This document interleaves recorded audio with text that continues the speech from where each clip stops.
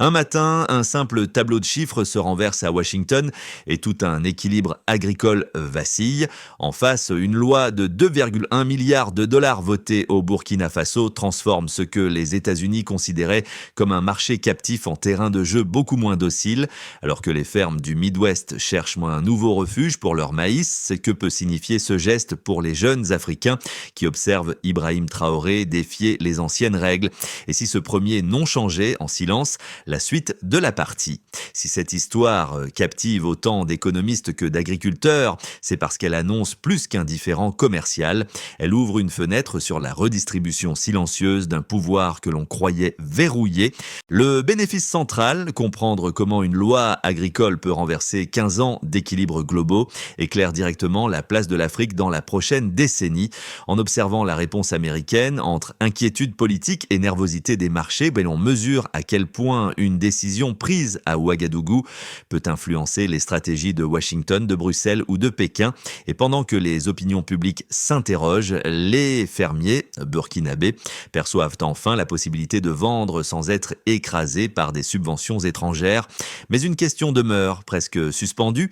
Que se passe-t-il lorsque un pays jugé petit modifie les règles d'un système bâti par des superpuissances ? Cette interrogation, simple en apparence, constitue la véritable mise en jeu de tout ce récit, car si le rapport de force bouge ici, il pourrait bouger ailleurs.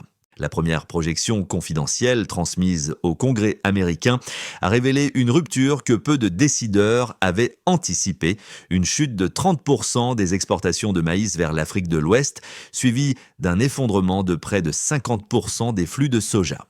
Cette alerte sèche et chiffrée marque le moment où Washington comprend que l'effet de la loi burkinabé dépasse largement les discours politiques.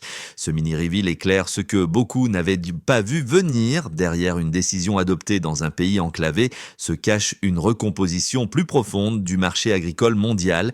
Et c'est à ce stade qu'entre en jeu une figure devenue impossible à ignorer dans la narration régionale.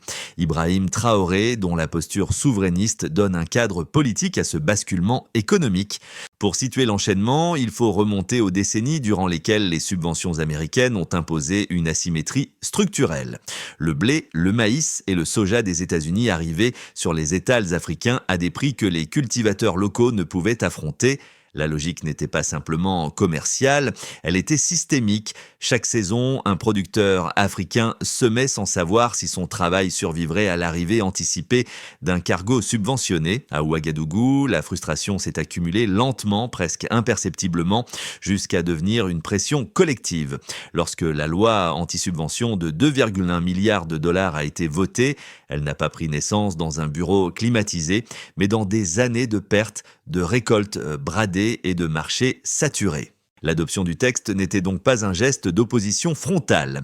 C'était la réponse logique à un déséquilibre historique. La réaction américaine, elle, découle d'un autre enchaînement. Éprouvé par les guerres commerciales avec la Chine et les tensions avec le Mexique et l'Europe, le secteur agricole des États-Unis comptait sur l'Afrique comme sur un refuge stable. Lorsque ce refuge vacille, c'est toute une stratégie d'amortissement qui se fissure.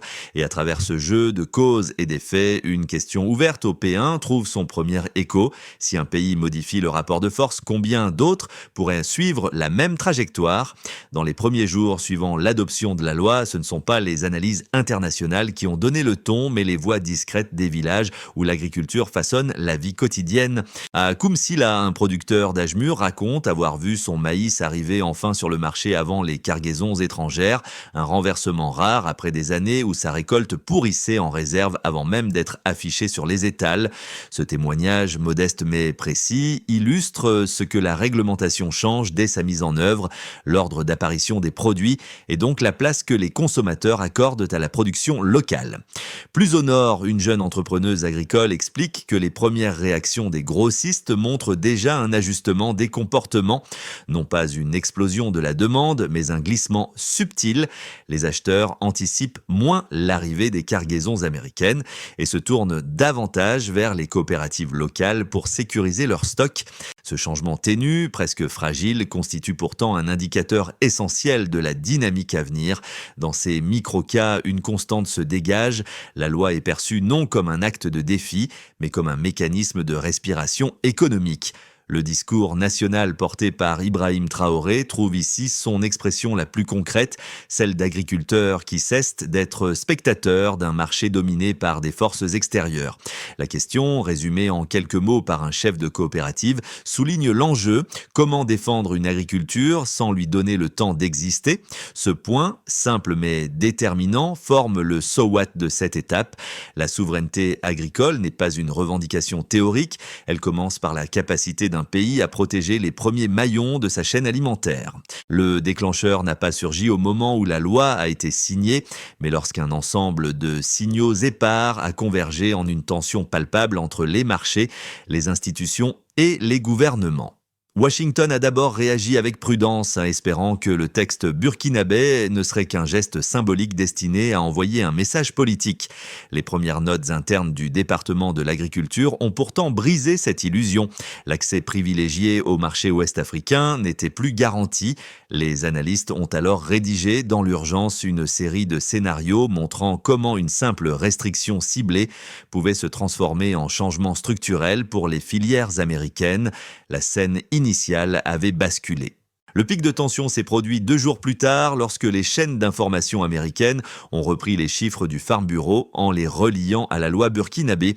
Les gouverneurs du Midwest ont exigé une réaction rapide, redoutant une chute des revenus dans des régions déjà affaiblies par les conflits commerciaux avec la Chine. À partir de là, la dimension locale du problème s'est effacée pour laisser place au débat national. Les éditorialistes ont dénoncé une décision hostile, tandis que les lobbies agricoles réclamaient des sanctions contre les produits manufacturés africains. Ce ton agressif révélait davantage la fragilité du secteur américain que l'intention réelle de Ouagadougou. Pendant que la pression montait aux États-Unis, le Burkina Faso vivait une expérience parfaitement inverse. Les marchés locaux observaient une demande accrue pour les produits nationaux et les coopératives recevaient de nouveaux appels d'acheteurs régionaux. Dans les villages proches des axes commerciaux, les producteurs racontaient comment les transporteurs, auparavant tournés vers les cargaisons subventionnées, s'intéressaient enfin aux récoltes locales.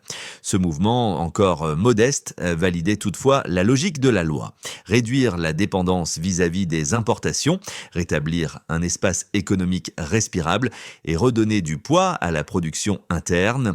Pour de nombreux citoyens, le message envoyé par Ibrahim Traoré était clair. La souveraineté commence par l'ordre des priorités. Lorsque les nouvelles ont atteint Bamako, Accra et Niamey, une onde de réflexion a parcouru la région. Les ministres de l'Agriculture ont convoqué des sessions d'évaluation accélérées afin de comprendre comment leur propre marché pourrait évoluer si des mesures similaires étaient adoptées. Les radios locales ont alors multiplié les débats sur la valeur réelle de la souveraineté alimentaire, un thème qui, jusque-là, restait confiné aux milieux académiques. Cette forme de propagation n'était pas spectaculaire, mais elle était profonde. La décision burkinabé devenait un précédent. L'onde de choc a atteint son point le plus fort lorsque l'IMF, d'abord critique, a adouci son langage en évoquant la nécessité de suivre l'évolution de la situation. Ce changement de ton n'a échappé à personne. Il révélait un équilibre subtil, ni confrontation directe, ni approbation ouverte, mais la reconnaissance implicite que les dynamiques régionales ne se pliaient plus automatiquement aux orientations extérieures. Peu après, plusieurs organisations paysannes ont diffusé un mot d'ordre simple: si nous produisons, nous choisissons. Cette phrase, répétée dans divers marchés du Sahel, indiquait que la loi burkinabé dépassait largement le cadre administratif.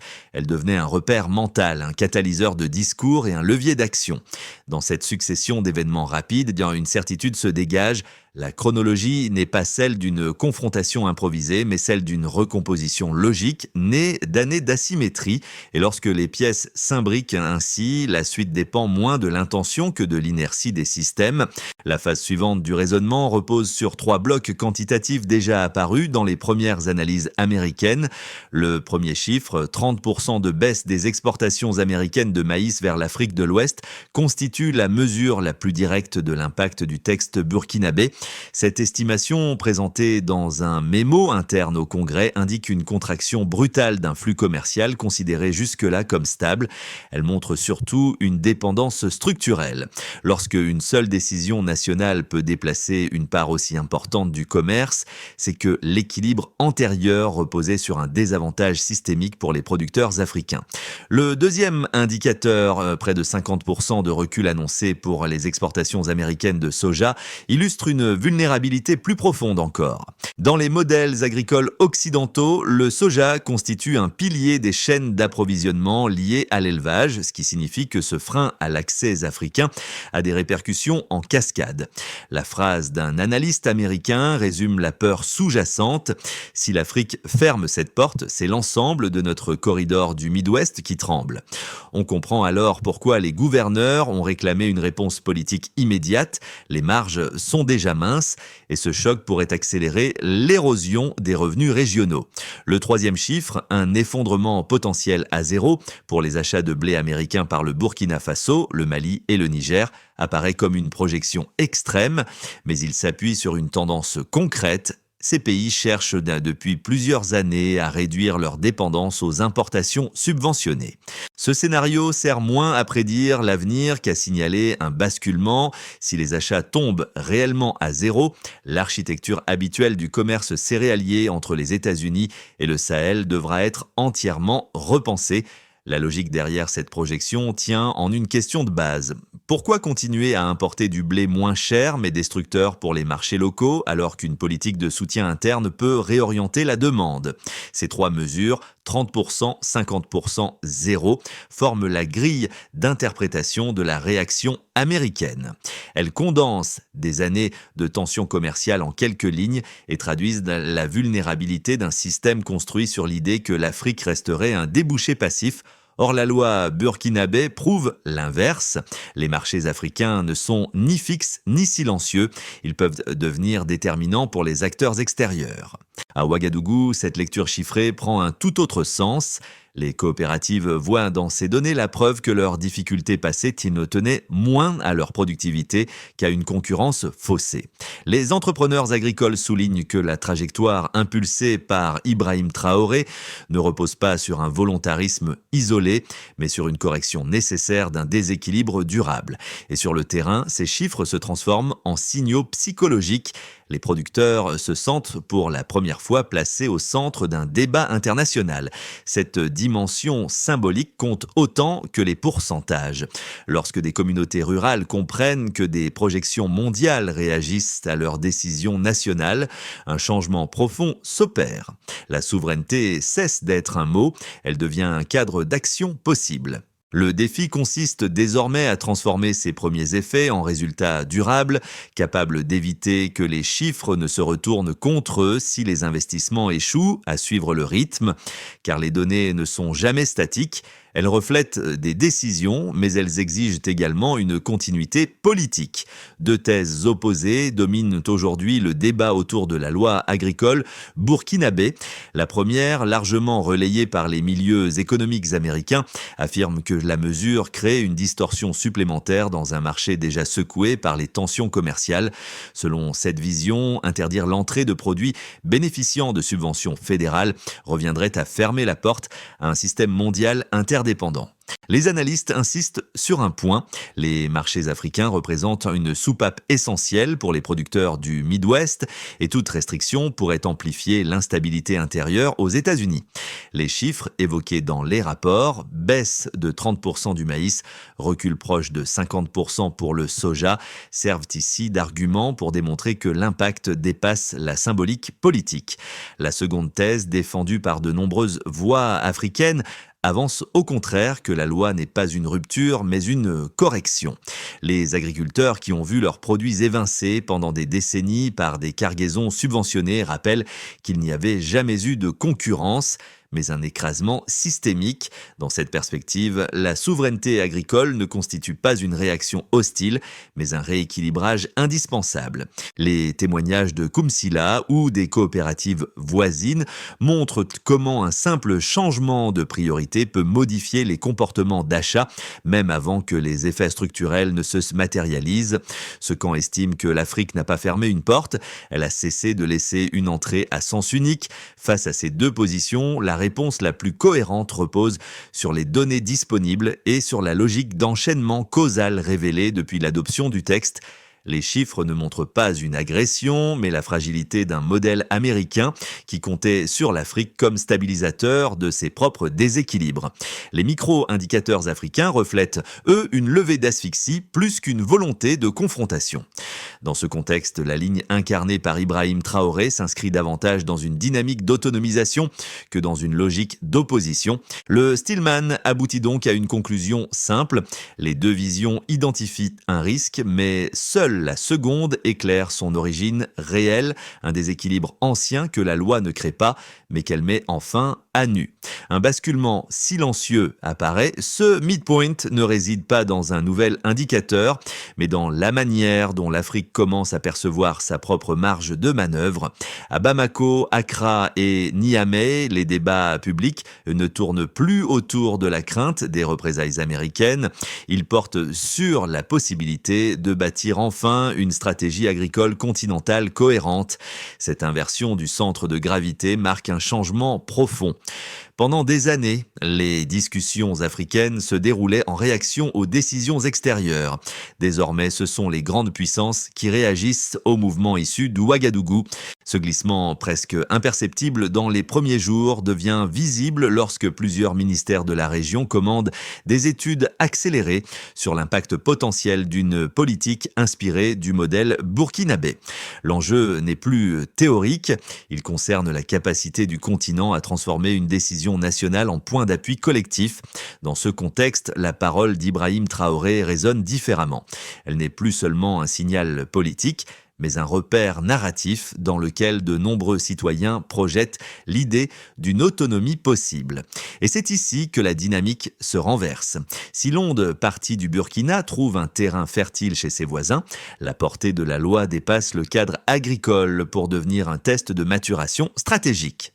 Comme introduction douce, il est utile d'évoquer le groupe 1.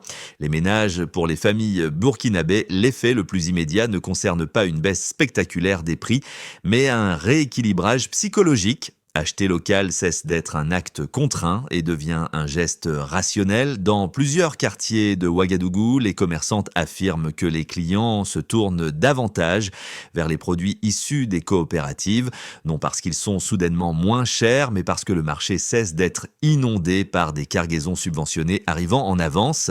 Cette modification de flux crée un espace respirable pour les petits producteurs, ce qui améliore la disponibilité de certains aliments de base. À terme, cette stabilisation peut favoriser des habitudes de consommation qui renforcent le tissu agricole interne. Comme introduction douce, il est utile d'évoquer le groupe 2, les entreprises. Du côté des acteurs privés, l'évolution est plus technique mais tout aussi décisive. Les transporteurs, auparavant tournés vers les importations américaines, multiplient leurs partenariats avec les coopératives rurales afin de garantir des volumes réguliers. Dans plusieurs provinces, les ateliers de transformation de céréales constatent une hausse progressive des commandes, signe que les chaînes de valeur locales se réactivent. Cette tendance reste fragile, mais elle modifie la logique d'investissement. Les acteurs économiques pensent désormais en termes de potentiel domestique plutôt que de dépendance structurelle. Le contexte créé par la loi encourage également l'arrivée de jeunes entrepreneurs, attirés par une perception nouvelle de la viabilité du secteur. Comme introduction douce, il est utile d'évoquer le groupe 3, l'État. Pour le gouvernement, l'effet majeur réside dans la redéfinition des priorités nationales. Jusqu'ici, éclipsée par les enjeux sécuritaires, l'agriculture revient au centre de l'agenda politique. Les ministères discutent désormais d'irrigation, de corridors de distribution, de stockage et de mécanismes de soutien, signe que la loi agit comme un catalyseur institutionnel. Le discours de Ibrahim Traoré, axé sur la souveraineté et la responsabilité stabilité, alimente cette dynamique en donnant une cohérence politique aux réformes. Si cette impulsion se maintient, l'État pourrait renforcer durablement les infrastructures essentielles au marché intérieur, comme introduction douce. Il est utile d'évoquer le groupe 4, la région Sahel plus Afrique de l'Ouest. L'impact régional constitue l'un des développements les plus significatifs. Au Mali, des économistes évoquent ouvertement la possibilité d'adopter un cadre similaire afin de protéger leurs producteurs. Au Niger, les coopératives débattent de la manière dont une telle mesure pourrait stabiliser leurs revenus face à la volatilité des importations. Au Ghana, les organisations citoyennes poussent déjà pour une révision du système de tarifs appliqués aux produits subventionnés. Cette expansion du débat, rapide et transfrontalière, montre que la décision burkinabé agit comme un point de bascule. Plusieurs analystes y voient même le prélude d'un alignement régional sur lequel les puissances extérieures, États-Unis, Chine, Europe, devront recalculer leur position commerciale. À travers ces 4 groupes, un fil conducteur apparaît. La loi ne produit pas encore des transformations spectaculaires, mais elle modifie les comportements, les attentes et les anticipations. Or, ce sont précisément ces micro-déplacements qui construisent les mutations structurelles. Comme transition, on peut envisager le scénario 1, trajectoire de base, continuité maîtrisée. Dans cette configuration, la loi conserve son effet d'impulsion sans provoquer de rupture brutale. Les marchés locaux poursuivent leur rééquilibrage progressif. Les coopératives stabilisent leur volume, les transporteurs maintiennent leur nouveau circuit et l'offre domestique s'organise autour de contrats plus tard réguliers. Du côté américain, les exportateurs ajustent leur stratégie sans confrontation frontale, cherchant d'autres débouchés tout en surveillant de près l'évolution sahélienne. L'État burkinabé avance pas à pas, consolidant l'irrigation, la logistique de stockage et la formation technique. Dans ce scénario, la transformation est lente mais durable. Elle repose sur l'inertie positive des comportements plutôt que sur des ruptures politiques. Comme transition, on peut envisager le scénario 2, trajectoire optimiste, effet d'entraînement régional. La dynamique enclenchée au Burkina Faso inspire plusieurs voisins proches. Le Mali et le Niger adoptent des mesures partielles de protection ciblées, tandis que le Ghana révise son propre cadre tarifaire sur certains produits subventionnés. L'onde régionale renforce le pouvoir de négociation des États d'Afrique de l'Ouest dans leurs discussions commerciales.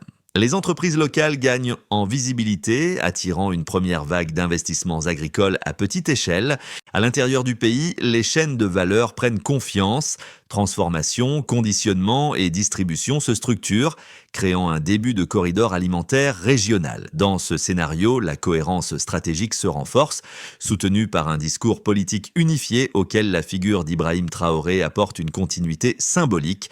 Comme transition, on peut envisager le scénario 3, trajectoire critique, pression extérieure plus friction interne. Ici, les réactions internationales deviennent plus assertives.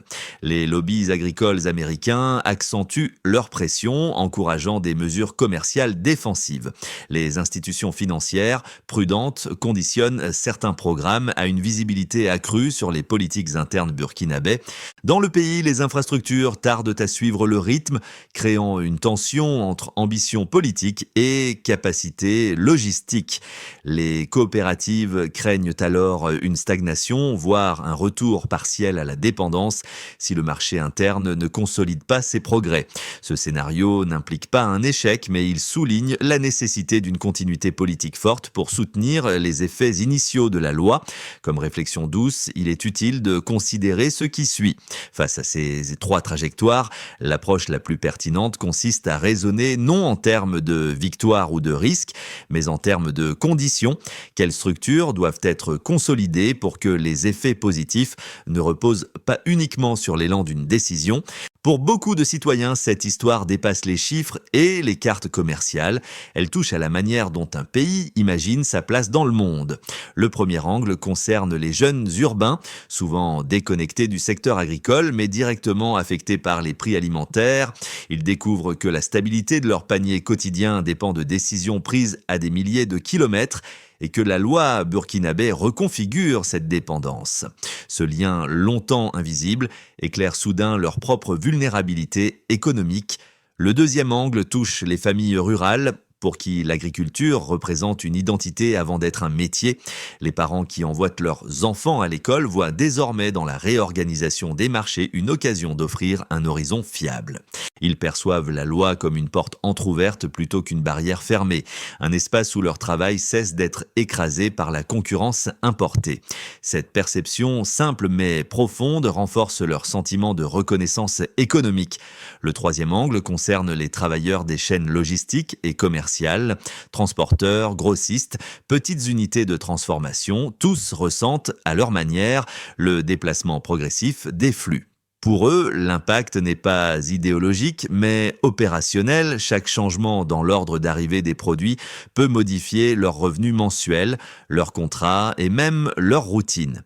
Ils comprennent que la souveraineté alimentaire n'est pas qu'une vision macroéconomique, mais un processus capable de transformer leur quotidien. Dans ces trois groupes, un point de convergence se dégage. La décision du Burkina Faso leur offre un repère nouveau pour interpréter les fluctuations du marché mondial. Ils ne voient pas une rupture géopolitique, mais une tentative de reprendre le contrôle sur un domaine qui conditionne leur vie. Et si la figure d'Ibrahim Traoré émerge parfois dans leurs discussions, elle sert moins de symbole politique que de preuve qu'un pays peut tenter de remodeler son propre destin. La stabilisation durable d'un système agricole naissant exige une feuille de route précise, conçue pour résister aux pressions extérieures et aux fragilités internes. Voici une trajectoire en 5 étapes, cohérente avec les dynamiques déjà observées depuis l'adoption de la loi. Comme étape 1, il est suggéré de consolider l'irrigation prioritaire, 3-6 mois. Le ministère de l'Agriculture identifie les zones où le manque d'eau freine immédiatement la production. Des corridors d'irrigation légers sont déployés en priorité avec un indicateur simple, augmentation du volume cultivable local. Cette étape stabilise la base productive avant toute expansion.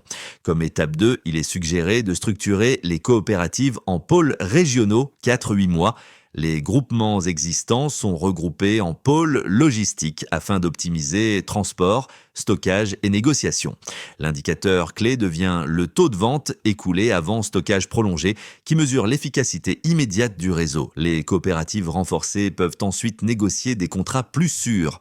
Comme étape 3, il est suggéré de moderniser la chaîne de transformation, 6-12 mois. De petites unités de broyage, séchage et conditionnement sont soutenues par des partenariats locaux. On mesure les progrès par le pourcentage de produits transformés localement, signe que la valeur ajoutée cesse de fuir. Cette étape rend l'écosystème plus résilient.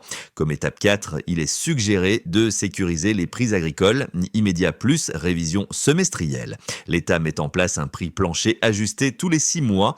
L'indicateur pertinent, écart de prix entre récolte locale et importation résiduelle. Cela stabilise les revenus et réduit les risques liés aux variations saisonnières.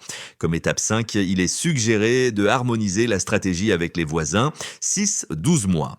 Des réunions techniques Mali, Niger, Ghana explorent des cadres tarifaires compatibles inspirés du modèle burkinabé.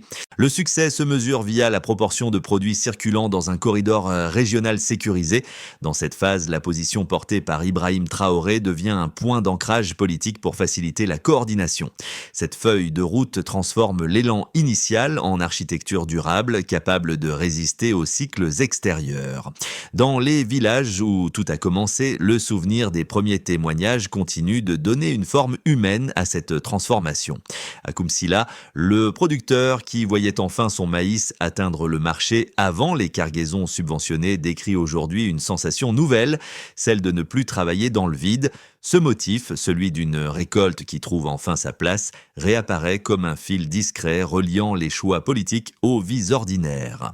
À mesure que le pays avance, cette cohérence vécue devient aussi importante que les débats économiques. Les familles qui avaient perdu l'habitude de croire en la valeur de leur propre travail agricole reconnaissent peu à peu l'émergence d'une continuité. Ces gestes minuscules, presque invisibles au début, forment désormais un socle émotionnel que même les tensions internationales peinent à éroder. Dans ce climat, la parole d'Ibrahim Traoré résonne avec une intensité différente.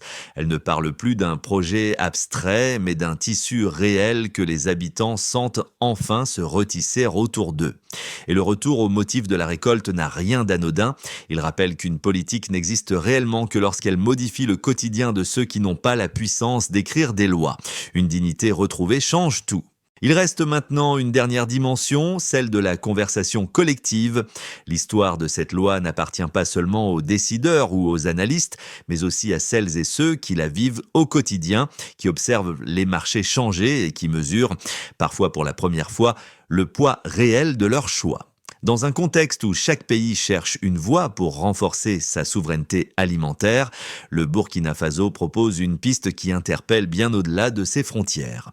Ce moment invite à réfléchir non pas en termes de confrontation, mais en termes de construction. Comment créer des systèmes capables de soutenir les producteurs, de stabiliser les familles et de renforcer la confiance collective? C'est une question ouverte et chacun peut y contribuer par sa lecture, son expérience ou ses attentes. Si cette histoire vous parle, partagez ce qu'elle évoque pour vous. Votre regard nourrit un débat qui dépasse les chiffres et touche à la manière dont les sociétés veulent se construire. Et si cette dynamique trouve un écho chez vous, faites-le savoir pour que cette conversation continue de circuler.